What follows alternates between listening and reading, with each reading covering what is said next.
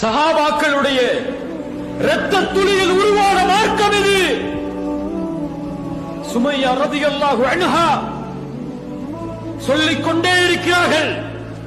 அபூஜஹலை ஆத்திரமிட வைக்கக்கூடிய வார்த்தைகளை.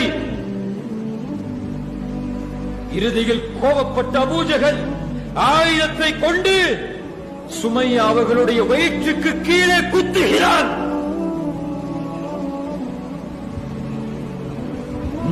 முதலாக அல்லாஹ்வுடைய தீனுக்காக, அல்லாஹ்வுடைய வார்த்தையை உயர்த்துவதற்காக ஒரு பெண்ணின் ரத்தம் இந்த சமூகத்திற்காக சிந்தப்படுகிறது. அந்த ரத்தத்தில் உதயமானவர்கள் நானும் நீங்களும். எம் கண்ணியத்தை மறந்துவிட்டோம், எம் தியாகங்களை மறந்துவிட்டோம். இந்த உயிர் தியாகங்களை அல்லாஹ்விற்காக, உங்கள் சமூகத்திற்காக செய்ய சொல்லவில்லை.